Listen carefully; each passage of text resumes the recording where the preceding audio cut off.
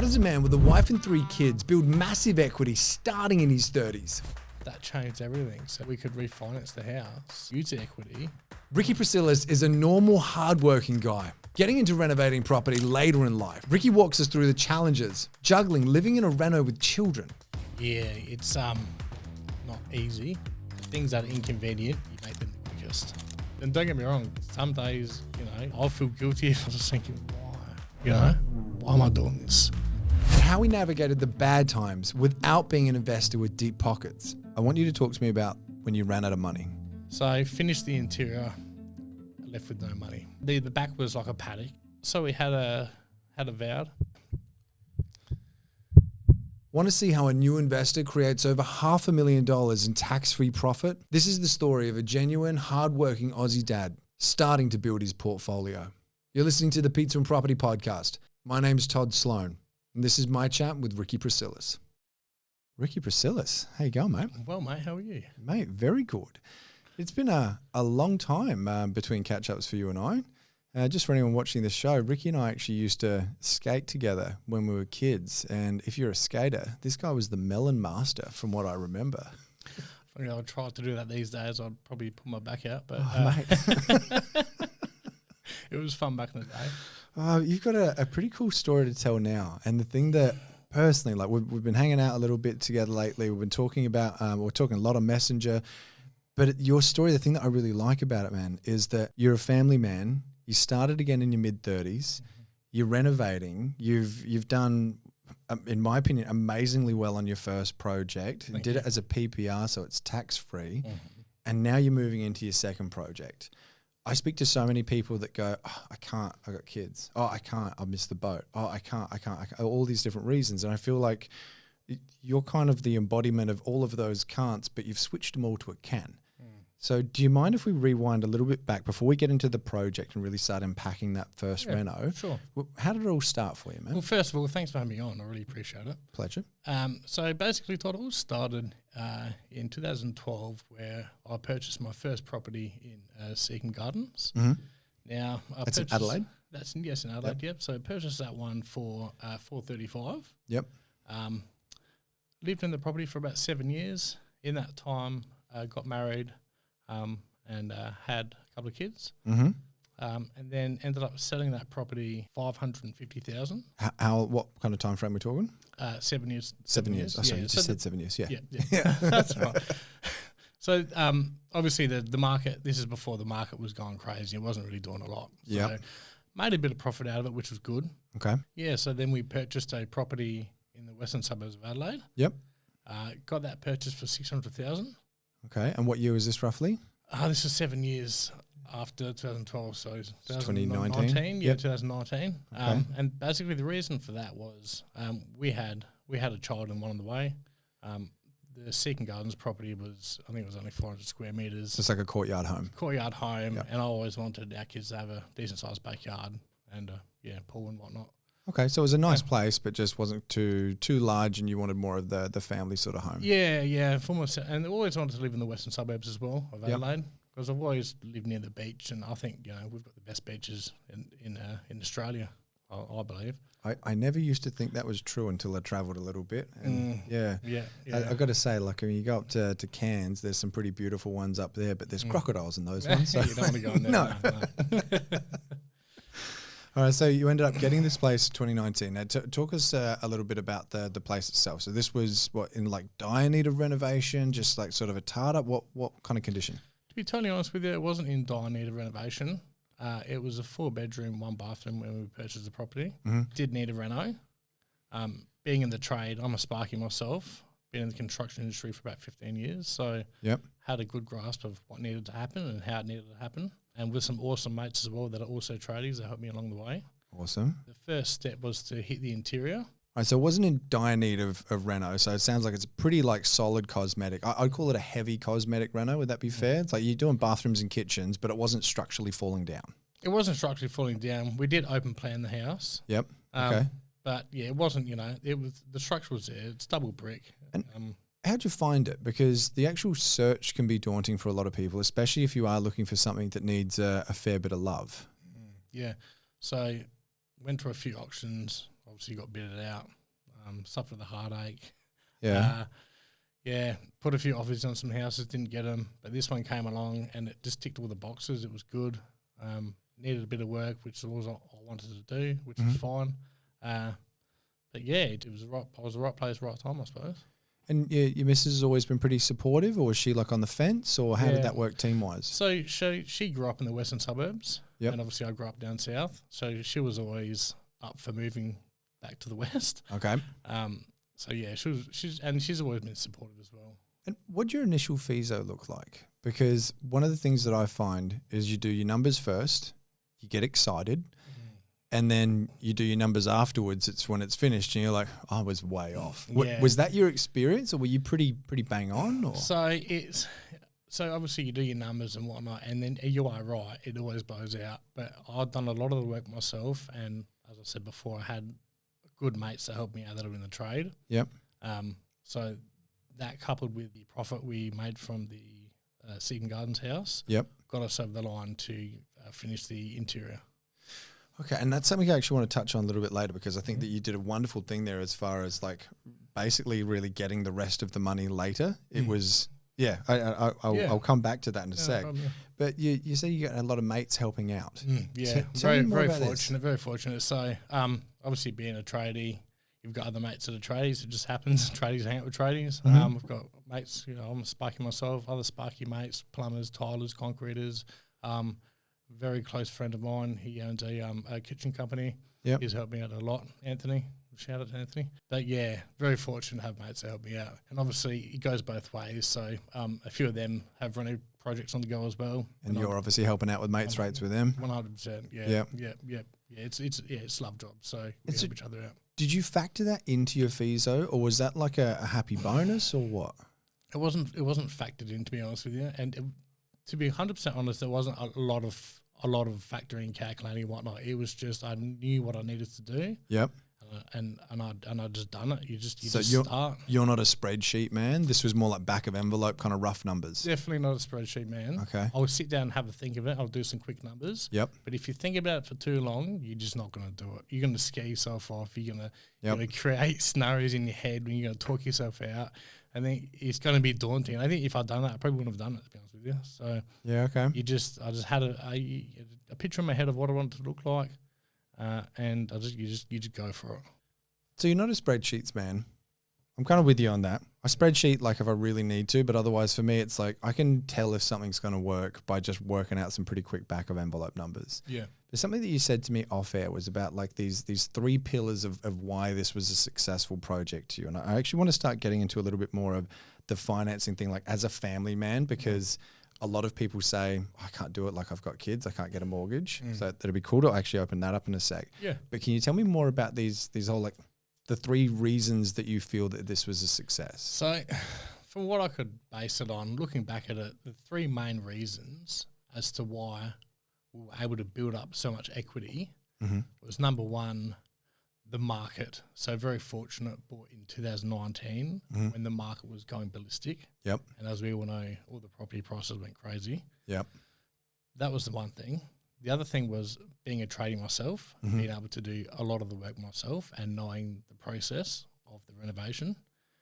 And another main thing was my mates. So very good friends were there when I needed them. They would have their own businesses, but they'd drop everything and to help me out as well. So that all combined is from what I can gather is what really helped that equity build to get to where it was. What I'm really hearing there is taking action with the market control side of things, because absolutely the market going up, that was a big help. That was awesome. But you also had to actually take action to do it. Yeah. Because there's plenty of people that sat on the sidelines and gone, now look, if I did, okay, it's not the last boom we're ever going to have. I'm pretty sure we're going to have another one of those. But also the adding value side of things. It sounds like you pretty much put that on steroids. Like adding value already is when it's done right, going to massively increase your equity if you do it correctly. Yeah. But then if you can get that done even cheaper, and I guess that there could be the argument made of, yes, technically it was cheaper, but if you're then discounting all of your works for other people, technically you're putting in hard work for other people. So if you actually looked at a bigger picture, it can kind of come out in the wash a little bit. because I'm assuming the mates rates kind of add up. But when you put it into a single project, it's one of the things that can springboard you forward. It's just the thing when you got mates help mates out. You know? Yeah. So you don't. I wouldn't even look at it as I've helped him out. He helps me out. You know what I mean? It's not like that. It's even if I wasn't in that position, I'd still help them out, and I know they'd be the same for me. So what do you say for anyone that doesn't have those kinds of like connections, like, and they want to do this, and they're like, okay, I can see this dude. He's getting started. He's later, but I'm not a tradie. I don't have friends like that. Well, I guess if you haven't got the skills and you're not a trade and you can't do that, you'd have to probably more rely on where you were going to buy and be a bit more strategic like that. So you'd probably have to rely on looking at the market and buying at the right time. The only reason why I think that I got the property equity up as much as I did was the timing of when I brought it. So 2019, then obviously getting in there and be able to do a lot of it myself, and then the mates helped me out. That way the costs stay down, market goes up. So before you know it, you spread out that, your equity block more. And so how are you financing this with little people? Because a lot of people say, I'd love to do what you do, but I just can't. I've got kids.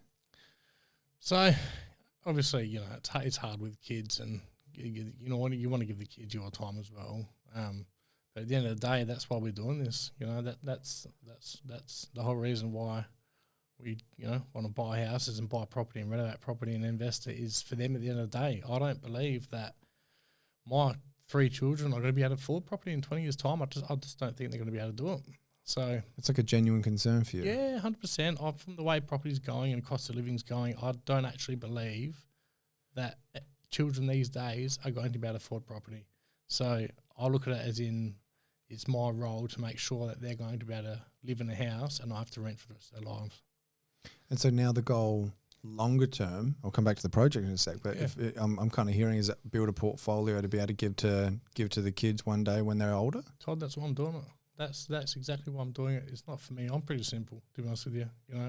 That's the reason I'm doing this is for my children. So they can, and you know what? My son, he used to come to auctions with me, and he'd come to the reno as well, and he'd see me working and whatnot, and he'd ask questions. And I want him to adapt that as well. I want him to see that, this is what we can do. If you're hands-on, if you want to work hard, you want to buy property later in life, you can do this and you can make money out of it. This is what you can do. Everyone can work a job, that's fine. But you need to be able to work a job and buy property and then work after you finish working. That's the main mindset there. If you can go to work after you finish working, after you finish your 8-hour day at work, you go to work, then you're gonna get far. How are you doing that? Because I'm 100% with you, but I don't have little people yet. Does it feel like a sacrifice, or are you so focused on the goal you're like, no, it's not a sacrifice because I know where this is leading me? Don't get me wrong. There's days where you thought, why the hell am I doing this? My day consists of I usually get up in the morning. I'll go to the gym in the morning, do a workout, get to work early, smash out an 8 or 9 hour day. How early is early? What are you getting? I'll get to work about 6:30 in the morning. You get to work at 6:30? Get to work at 6:30 in the morning. What time are you getting up? So I'm getting up at 5 a.m. Okay. I'm in the 5 a.m. club. I'll get up at 5 a.m. I'll go to the gym for an hour. And then just a 10-minute drive to work, which is good.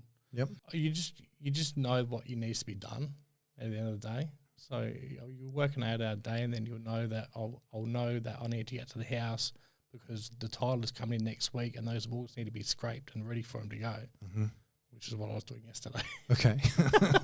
This is the second project now you're referring to? Yeah, that's correct. This is my first investment property, but on my second project, you're right, yeah. Okay. So you just know that there's things that need to be done, and if they don't get done, then you don't move forward, and if you're not moving forward, then you're not going anywhere. So, okay, so I always like to think of what someone's thinking as they're listening to this, and a question that they'd be asking when they're on the treadmill, when they're in the car, wherever they are. Yeah. And I'm thinking, I'd love to do that, but there's no way my husband's going to put up with it. There's no way my wife's going to put up with it. Like, what deal do you have with Vicky, or is Vicky by your side? Like, how does that work? She's amazing, my wife. I love her to death. She's been really supportive throughout the whole time. And don't get me wrong, when she has to take the 3 kids to swimming all by herself and get them all ready and get them home and make dinner and the kids are going crazy. That was probably a lot harder than what I'm doing when I'm running the house. Okay, so you reckon you got the easy job? Oh, 100%. Yeah, definitely. So you need a supportive partner. You really do. That's what makes it. And to say that, you know, it's only me doing the reno, it's not. It's she's doing the hard work at home. I never would be able to do it without her. So she's doing the hard work at home, looking after the kids, while I'm doing the hard work at the house. So it's everyone. It's a team effort at the end of the day. And is that like an agreement that you guys, like you had a discussion first and you kind of worked this out, or was it just like it just happens and that's just the dynamic of your relationship is we just do what we do? Or just knew what we needed to do. No agreement, no nothing. It was just we both need to do this because if we want to get to where we want to get to, this is what we both need to do. It's going to suck for you. It's going to suck for me. There was when I was renovating the Western Suburbs home that we live in now, I remember it was a 38-degree day and a few of the mates heading to the beach. It was after work and I was wheelbarrowing bricks, full wheelbarrows of bricks out to the skip. And I looked at it and I was just thinking, why? Why am I doing this? But then you just remember, why. You just set the kids up, set yourself up. This is what you want to be doing. There's sacrifices at the end of the day. You make sacrifices. I'm going to prod a little bit deeper, and this might lead to nothing or it might lead to everything, just because I feel like what you're talking about now and the relationship that you've got with Vicky is so key for so many people, because I get a lot of messages from people that are like, yeah, I want to do it, but my partner's either not on board or whatever it is. Like, it sounds like you've just got this understanding. I think this is what I want to understand, is that understanding more. And tell me if this is just like, hey man, there is no answer to this. This is just how it's always been. Or is it like you reckon it's a personality trait? Like if a mate was to ask you, Ricky, I want to do it the way that you do it, that you and Vicky do it, what advice would you give them? It's not a cookie cutter approach. Every relationship's different. Every reno's different. Every person's different. We didn't plan it. And don't get me wrong, some days, it's I'll feel guilty if I've gone in the house doing a reno and the kids are at home screaming and whatnot, and it's just you just both know what needs to be done at the end of the day. That's what it is. I like this. Back of envelope, not a spreadsheet. There's not a huge agreement. There's just what needs to be done. It feels like you're just here's where I am, here's where I want to be. Let's just do it. Let's just get there. I think if we wrote it all down and planned it all out and said, look, you're going to be spending this X amount of time with the kids and you're going to be at home with 3 kids and one of them might be sick and they might be screaming and I'll be at the house, or if I said it's going to be a 38-degree day and you're at home with the kids in the pool and I'll be at the house, I think if we wrote it all down like that and planned it, none of us would want to do it. Yeah, that wouldn't be an attractive list to look at. It's not. It's not. So instead of trying to plan it all out, you just take it day by day. That's the best way to get through it. You just know, I know what needs to be done at the house. And even putting time frames on things, that can sometimes be detrimental, because if you miss a time frame, then it's disheartening. You feel bad about it. Yeah, so does that kind of kill the mojo of it? Yeah, you don't really want to put too many time frames on things. You always get a lot of questions from mates. When's it going to be finished? Or when do you reckon you're going to be done? My answer to that is, when are you coming around to help? Yeah, put the boots on, bring the wheelbarrow. Yeah, the answer to that is it's I'm not sure. I don't know. I'm hoping it's going to be done in a month or a couple of months, but I'm just doing it day by day and just trying to smash it out, do whatever I can. And this, one of the most impressive parts of your story, Ricky, there's quite a few, but the thing that I really like is I want you to talk to me about when you ran out of money, when you were partway through and you solved it. The solve is what I really like. Yeah. Can you talk to me about that and open up that part of the story? Yeah. So I guess this is the beauty of not planning anything. So the plan was to do the interior and then the backyard as well. Always wanted a pool. Always wanted a nice backyard for the kids and whatnot. Yep. So I finished the interior, left with no money. Obviously, this was after 2019, just after when everything went crazy with the market. So what are we talking? 2021? 2020, yeah, late 2020. Yeah, okay. So the boom hadn't fully kicked in yet, but it started to. It definitely, yeah. So Western Suburbs have gone up, significantly. Mm-hmm. So, and then we got the house valued. So decided to get it valued. So what we have done to the inside. So with basically what, dirt at the back, or just as original, or? Nah, so the back was like a paddock. It was it didn't look attractive at all. The inside paddock. It was like a paddock. Yeah. The inside was beautiful. Yeah. Right? So we had a vowed. Yep. And the valuation came in at $900K. Yeah, brilliant. Okay. So now that changed everything. So now we found ourselves in a position where we could refinance the house, use the equity, and get the backyard done. And so you're pulling out the equity with a paddock of a backyard, to use your words. There's a few weeds, and I think it's just one weed. What's it called? Stinging nettle. Oh, like the Salvation Jane kind of stuff? Is it the purple? No. It's called stinging nettle. Stinging nettle. No, I haven't heard of it. I don't know. Maybe if I got that wrong, let's Okay. So some kind of cut weed. that out. We'd have like parties with that, with kids out the back and whatnot, and the kids would be playing with this weed. It would just absolutely just put hives on them. It's crazy. Jesus. Okay. Yeah, look it up. It's just worst thing ever. Okay, so you I had that in the backyard, like it was, yeah. Okay, so once you've got the cash out, then you're like, all right, it's full steam ahead, or you're not wasting any time. I'm taking it. Yeah. So basically, as soon as we got that equity loan, it was on again. Phone call to the mates again, guys, want to come around for a barbecue? bring your gloves and any boots. Now again, the boys helped me out so much. And it was again after work in the backyard, digging the backyard up, doing as much as we can to get that over the line.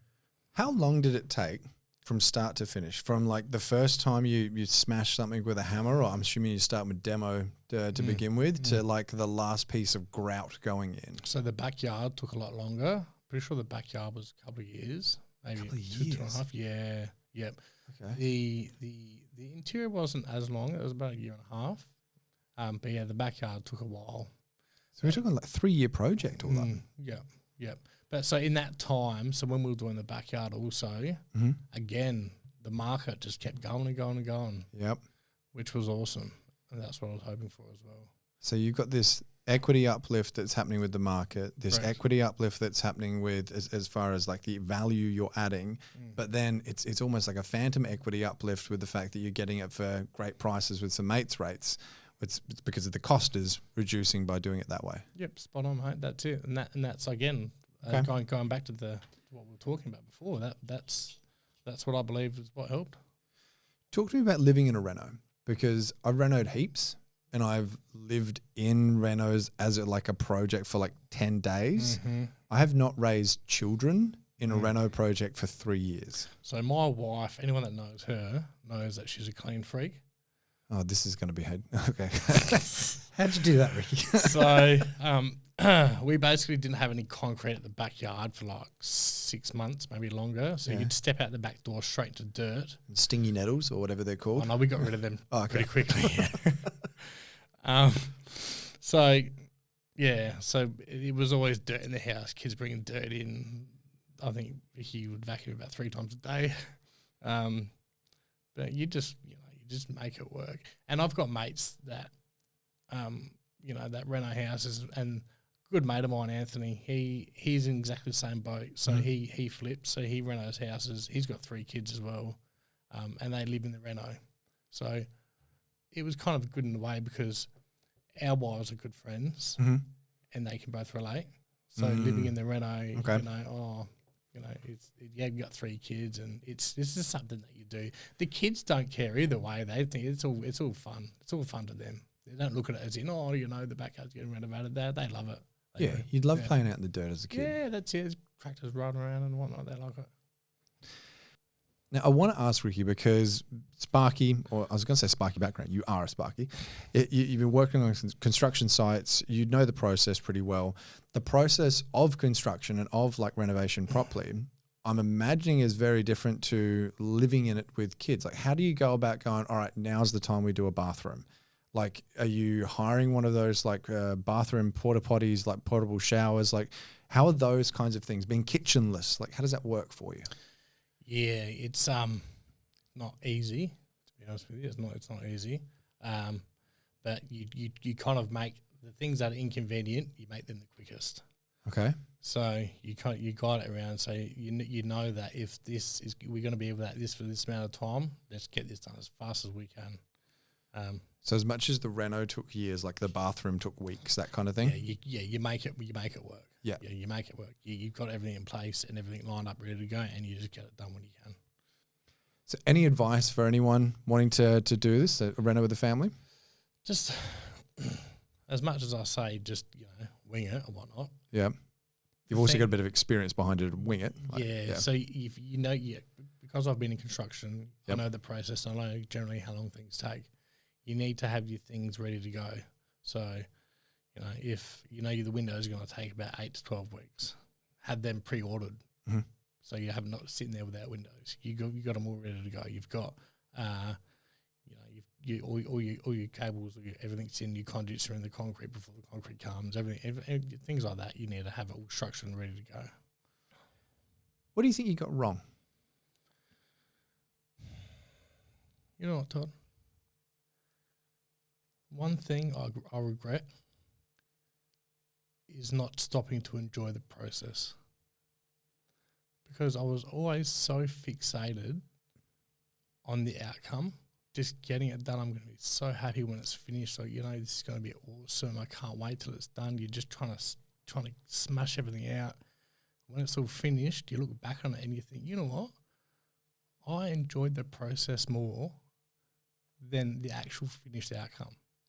I was in my element when I was doing the renos, halfway through, smashing it out. I was in my element then, as opposed to, and don't get me wrong, it's an amazing, it's a good achievement, and you feel accomplished when it's all finished. Absolutely. But looking back, I just wish I hadn't of. I wish I just stopped and smelled the roses. Enjoyed the process more at the time. You a fan of Ray Dalio? Never heard of Ray Dalio. You and I will chat off air. You will like him. He has a book called Principles, and one of the things that he says in it, biggest takeaway I got from it, was what we really look for in life is meaningful struggles and meaningful relationships. Yeah. If you only have one of them, there's a sense of incompleteness, but it's that meaningful struggle, because if you just struggle and there's no meaning behind it, which you've already very clearly outlined the meaning to you, and it's obviously so deep, talking about the story, everyone else is at the beach, you're at the wheelbarrow going, why am I doing this? But it's in you. Yeah. But then now it feels like you're kind of saying, like, you should have almost enjoyed the struggle more because there was so much meaning attached to it. Looking back on it now with hindsight, it's like, that was actually pretty cool. Yeah. Okay, so are you now doing that with this project now? No. Because I want to call you and I just want to hear you be like, you're going to be doing something, like you said, scraping, like, I don't know, getting the skirting edge off. If you came and saw me yesterday while I was scraping the wall, sweating, having plaster stick all over my face, I was not enjoying that. So this is the biggest thing you got wrong, but you still haven't learnt your own lesson. That's what I'm hearing. You never learn your lesson, do you? Really? But yeah, and you know what? Looking back, once that house is rented out, got tenants in there, I'm probably going to think, oh, you know what? That was the best days were those days where I was doing the renos. I think it's, I'll put it to. When you were a kid and you used to play video games. You used to play Mario or whatever it was, right? Tony Hawk's. Yeah, Tony Hawk's, right? Yeah. You used to pass the levels. Yep. Go through the levels, right? And you'd feel good. You'd feel happy when you complete a level and you go to the next level and you complete that. Yeah. Once you finish the game and you've completed all the levels, you don't really feel happy. I've done it. I've completed the game. I think they call it gold medal syndrome. Yeah. Olympic athletes apparently suffer from that.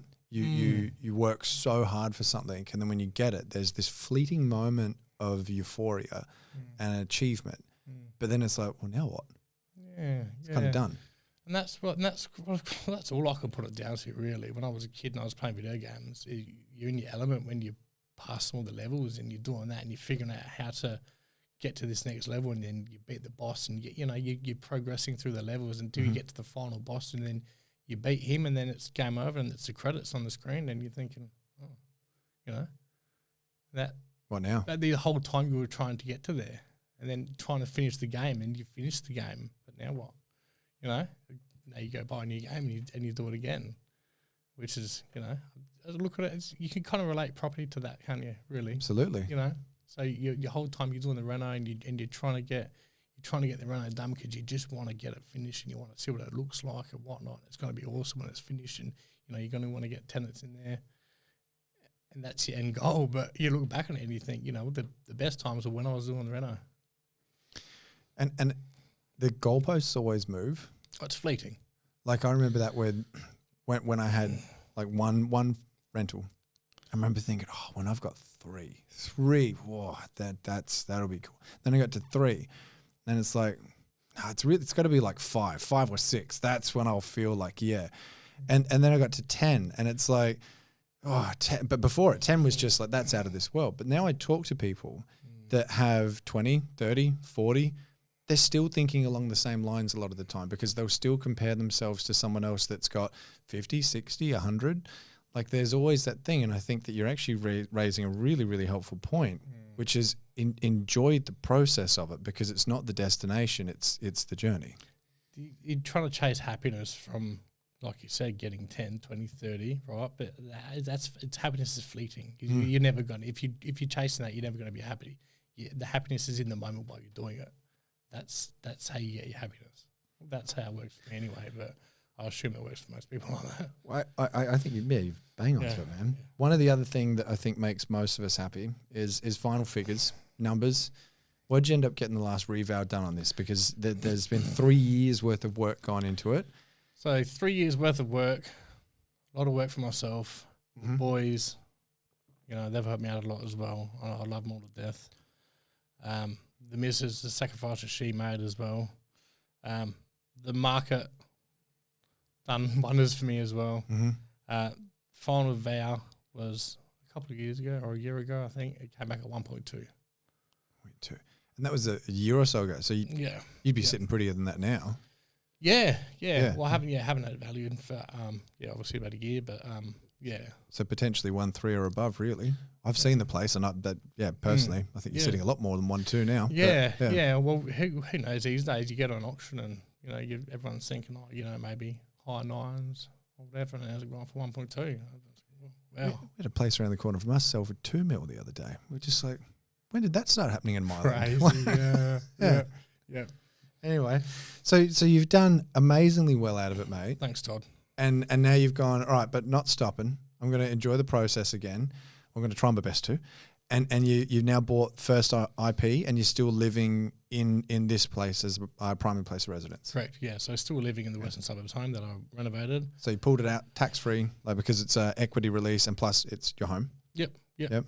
And this next project, how long do you reckon this one's going to take? So we purchased the next reno project. I purchased last year, in November last year. Okay. Got that for just over $500,000. Nice corner block in the western suburbs. Okay. Not a massive block. I was going to say, how far out west? Because anyone that knows Adelaide knows that west doesn't go that far, because the beach comes pretty quick. Yeah. But we're talking what? So we're talking just before Port Road. Okay. And then beach side of Tapley's. All right. So still decent location. Yeah, awesome location. How'd you get it for $500,000? It was an auction. Okay. The house was run down again. Fairly run down. It was outdated. Out of interest, midweek auction? No, Saturday morning. Saturday morning. Okay. Saturday morning, yeah. Because a lot of the time you can pick up a better price when it's a midweek auction. But anyway, so not your experience though. No. Yeah. Pretty sure it was Saturday morning. Yeah. Okay. Yep. And we got lucky. The house needed a fair bit of work, which is, I think it's why it put people off. And again, same kind of heavy cosmetic, or are we talking structural this time? Yeah, no, heavy cosmetic, not really structurally.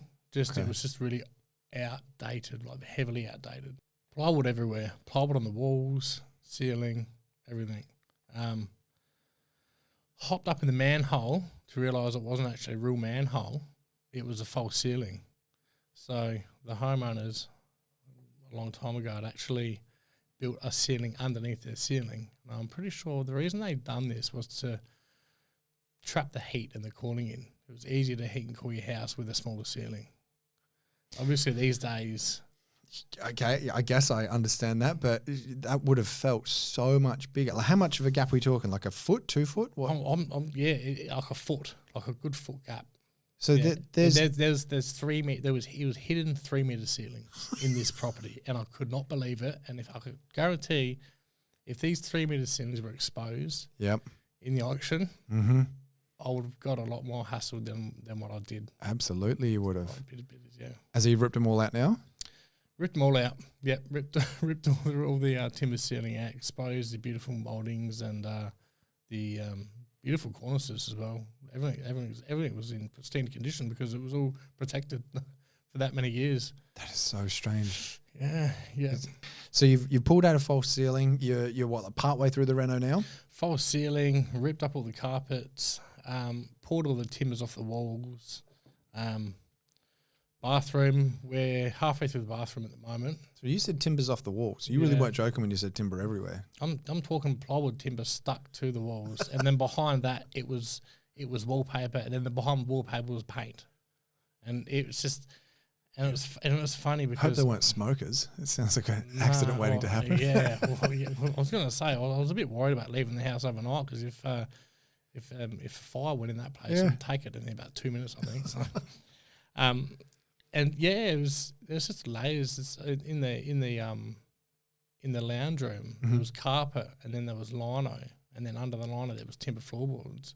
So it had just been packed up.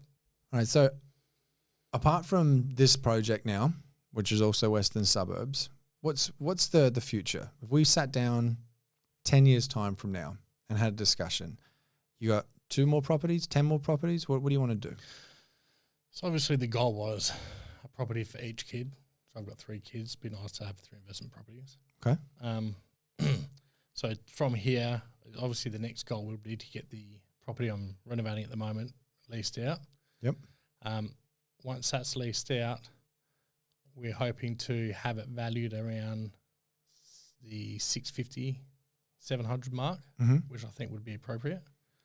The reno that you're talking about and that I've seen, I'd be surprised if there wasn't a 7 in front of it. Yeah, well, you always, Yeah. you always, wish for the best, but, expect the worst. Yep. And then obviously that would create equity again, Mm-hmm. and then with the equity we'd go again and just keep doing it until I can't do any more, Todd, pretty much.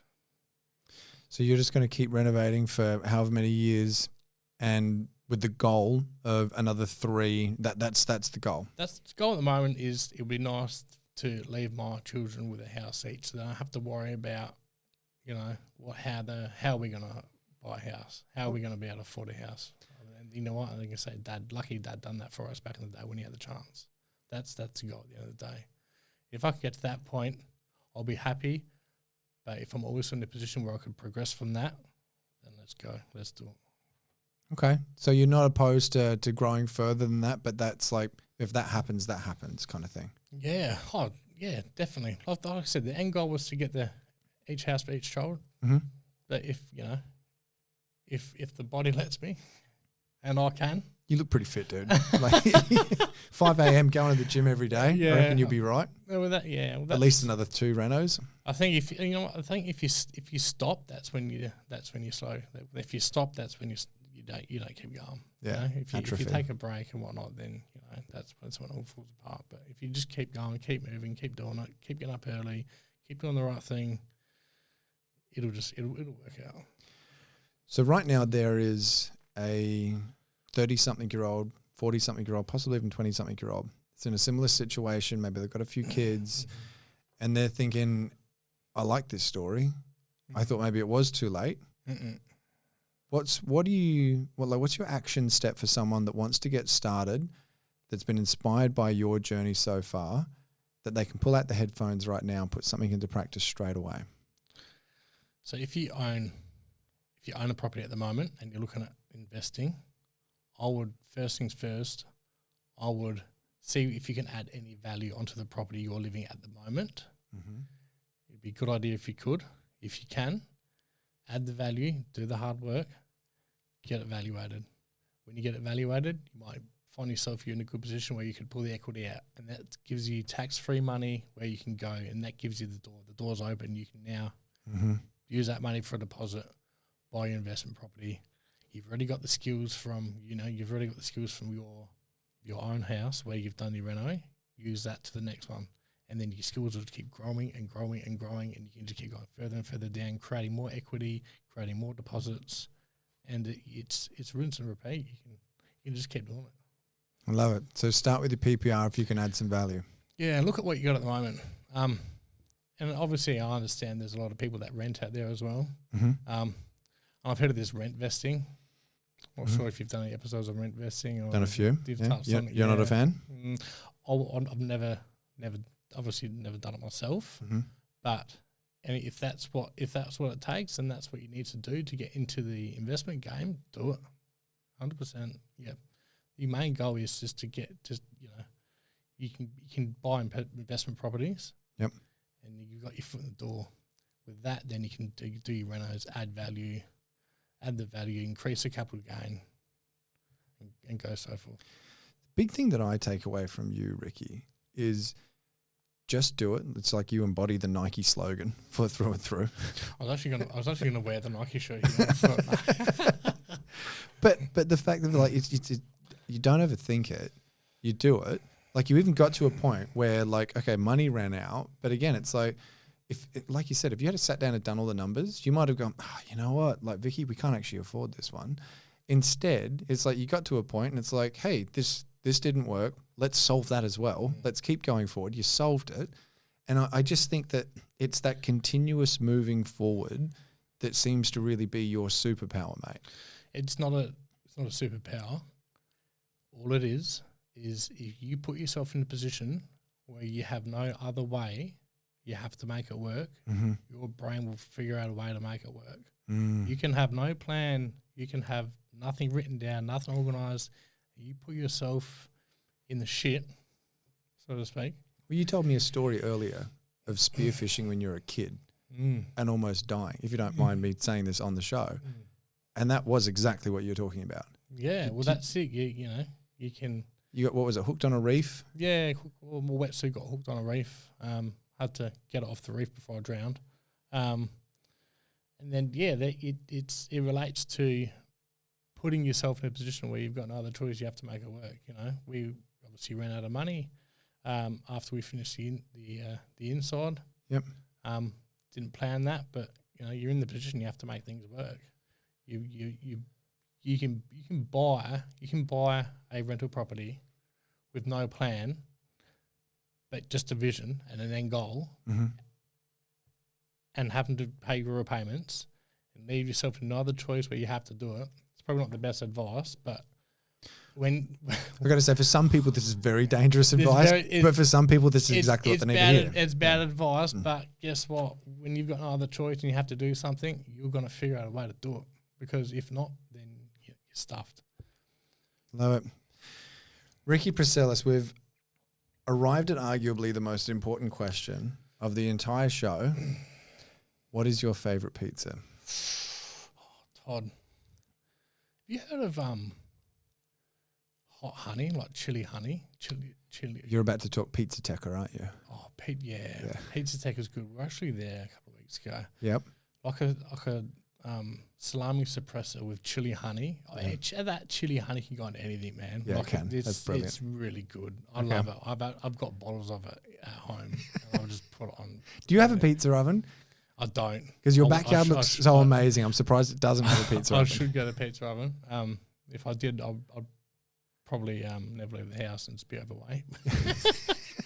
But yeah, the hot honey is good for me. On any pizza, probably a salami. But you can't go past margarita as well. Nice and easy. Okay, so it's not the pizza as such. It's the hot honey, and then just pretty much any pizza. I will, if we go out for dinner and there's pizza on the menu, they won't say hot honey on the actual menu. I'll ask the waiter. I'll say, "Do you have?"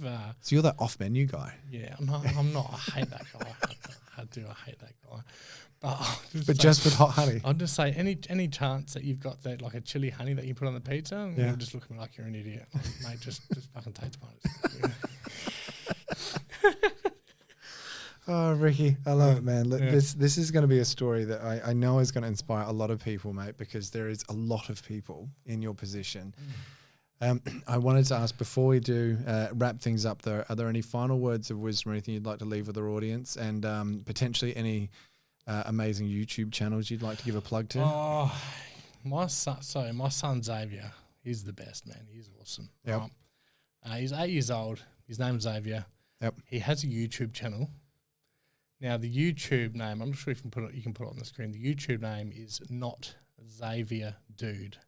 Okay. Let's link it in the show notes below. If you'd like to make an 8-year-old boy very, very happy. So he would say, basically, before I came here, I told him I was going to be on YouTube, and he flipped out. He couldn't believe it because he's doing videos every day. He loves his Pokemon. He's a gamer. Yep. And he said, "Dad, can you tell him about my YouTube channel?" I said, "Yeah, mate. If I'm allowed to, I can say that. But if you could subscribe to his page, he would lose his shit."